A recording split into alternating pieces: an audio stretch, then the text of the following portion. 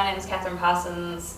I also go by Eastern Queen as my performance name, and I'm studying a Bachelor of Music. Hi, my name is Graham Reid and I lecture in the School of Music.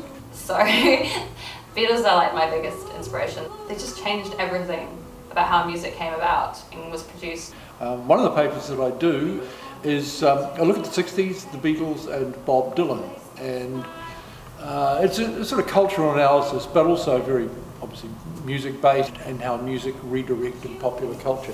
And of course the Beatles play a huge part in that, and I find that absolutely fascinating, and so do my students. I think they're so popular and influential still because their music is so relevant. Like their love songs, their revolutionary songs, their protest songs are all stuff that we go through today. Why are we bothering to study the Beatles, 60 years on? Well, there's a simple answer to that.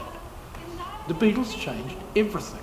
They look different, they sound different, they're funny, and that's important, and so they convey just a sense of youthful enjoyment and vigour, and they're playing this upbeat pop music. So their experimentation with music is what kind of drives the music industry today. I think that's why they're still so popular, is that they were a voice of a generation. They voiced their own opinions. They weren't afraid to stand up for civil rights or stand up for things that they believed in, and I think it was like a turning point. Maybe in 3 years they went from lovable mop tops to people sitting in the Himalayas.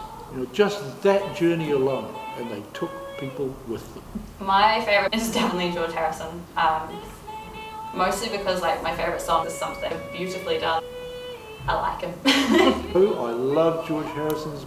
I loved his look. I mean, everybody thought that. He was, I think he was the best looking Beatle probably.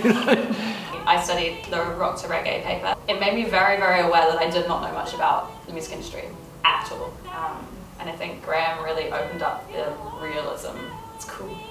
Okay, Graham, I'm now going to put your Beatles knowledge to the test by asking you some Beatles trivia questions. Okay. Are you ready? Never, but go on. What was the very first track on a Beatles album in the UK?